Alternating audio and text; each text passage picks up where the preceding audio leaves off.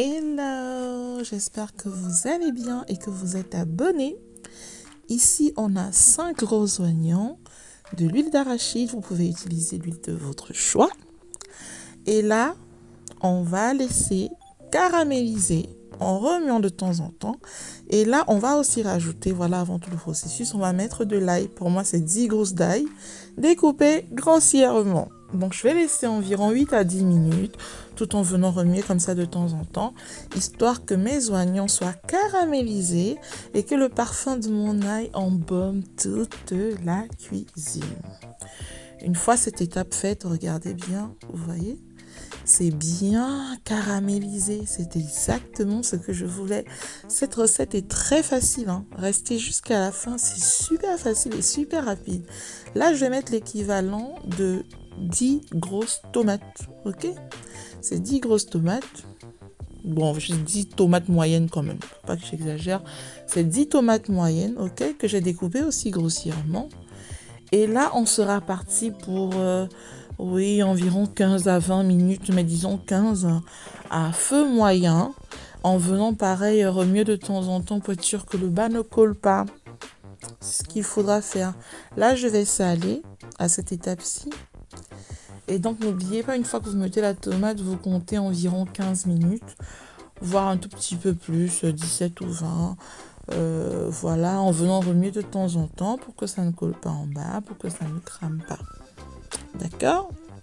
Alors, une fois que cette étape est passée, vous voyez, la tomate a tari. Dans ce sens qu'elle a quand même perdu un tout petit peu de son eau. Si vous voyez, comparé à quand on l'avait mise, c'est pas la même quantité de liquide quoi, que la tomate a en elle. Cette recette demande normalement des écrevisses. En fait, c'est des petites crevettes séchées de mer. Vu que moi, je n'en ai pas, je ne me suis pas prise la tête, j'ai pris du cube crevette. Ok, donc vous pouvez faire pareil. Ne vous inquiétez pas. Sinon, si vous avez des crevettes, mettez plutôt les crevettes au lieu de mettre du cube crevette. Donc moi, j'ai mis 2 cubes crevettes. Là, je vais mettre du poivre noir. Je vais mettre en abondance du poivre noir. Et je vais faire pareil avec le poivre blanc. Donc pour le coup, pour cette recette, il vous faut les 2 poivres. Poivre noir et poivre blanc. Voilà, le poivre blanc. Ensuite, quand c'est fait, je vais rajouter donc mon haricot rouge. Et là, le pois lavé et comment dire, passé à la passoire et tout. Le poids à ce moment, c'est 3 kg de haricots. Donc, si vous décidez de ne faire que 1,5 kg, vous comptez la moitié de tous les ingrédients que je vous ai donnés. Pour moi, là, à l'écran, c'est 3 kg au total de haricots. Nous sommes une famille nombreuse et ça, c'est un repas qui va se porter sur 2 jours. Donc, je fais une grosse quantité et pour moi, ça m'arrange parce que du coup, je ne suis pas à la cuisine tous les jours. Donc là, on va bien remuer et tout pour être sûr que le haricot prenne le goût de la sauce. Ok? On va passer à feu moyen et on va attendre ouais, 25-30 minutes. Ça dépend de vous, hein. Même déjà à 20 minutes, c'est bon. Moi, j'aime bien entendre un tout petit peu. Je baisse complètement le feu. Je remue encore. Bon, là, j'avais recouvert tout à l'heure, mais c'était pas si important de recouvrir, hein. C'était pas si important de recouvrir. Donc, vous allez voir qu'à la fin de la recette, je n'ai plus du tout recouvert parce que j'avais recouvert genre pour 5 minutes, mais après, j'ai compris que ça ne me servait pas. En fait, je préfère laisser ouvert parce que pour moi, comme ça, l'eau s'évapore plus facilement aussi. Donc, c'est à vous de voir. Après, il n'y a pas de consigne particulière.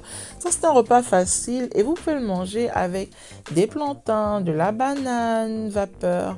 Vous pouvez manger avec des beignets de banane, des beignets de maïs, des beignets, voilà, les puff-puff, comment on dit ça? Les BHB. Voilà. Donc, moi, mon repas, il est prêt dans quelques temps.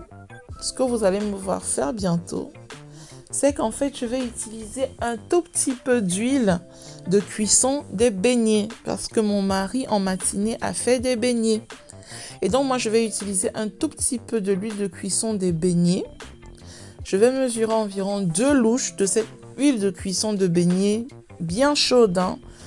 Donc, j'ai laissé vraiment que l'huile de beignets, voilà, avec laquelle on a utilisé, enfin, l'huile qu'on a utilisée pour faire des beignets, soit chaude. Voilà, et j'ai utilisé environ 2 louches que j'ai reversées au-dessus de mon haricot. C'est pas une étape obligatoire, mais je vous dis, Si vous le faites, le goût est particulier en fait. Il n'y a pas de façon de décrire ce qui se passe là-dedans. Mais c'est tellement bon. Parce qu'en fait, on a tout ce côté, voilà, parfumé, des beignets, et puis voilà. Et on utilise cette huile-là. Donc, si vous pouvez faire cette étape, c'est bien. Si vous ne pouvez pas la faire, tant pis, c'est pas grave. Voilà, il n'y aura pas mort d'homme. Votre repas sera tout aussi bon. Donc, ça va. Donc, pour moi, à ce niveau, je vais encore laisser quelques minutes à feu moyen et j'en aurai terminé. Donc, j'espère que cette recette vous a plu. Nous, on va l'accompagner de plantain. On aura aussi des beignets à côté, vu que mon chéri a fait les beignets ce matin. Donc, il y aura des beignets à côté pour les mangeurs de beignets de ma maison. Moi, je n'aime pas les beignets. Ces beignets-là, en tout cas, je les aime pas. Et moi, je vais manger avec du plantain, voilà, et tout. Et donc, j'espère que la recette vous a plu, que vous allez l'essayer chez vous. Si jamais vous l'essayez, n'hésitez pas à me dire comment est-ce que vous avez trouvé. Et surtout, abonnez-vous. Abonnez-vous, c'est super important. Je ne dis pas souvent aux gens autour de moi que j'ai une chaîne YouTube. Donc, vous tombez sur vraiment cette chaîne YouTube par hasard. Très peu de personnes dans mon entourage savent que j'ai une chaîne YouTube. Donc, vous qui tombez dessus par hasard, partagez autour de vous pour que les gens puissent s'abonner aussi massivement. Et qu'on soit une communauté, voilà, une communauté d'abonnés, de passionnés de cuisine et tout. Une communauté grandissante, quoi. Bon, allez, voilà, le repas est prêt. J'espère que, voilà, la recette vous a plu. Et n'hésitez pas. N'hésitez pas si vous avez une question, si vous avez besoin d'une information, si vous avez juste un commentaire que vous voulez laisser. N'hésitez pas, ok ? Portez-vous bien et voilà, moi je vous dis à bientôt pour d'autres recettes, toujours aussi faciles. Miam miam!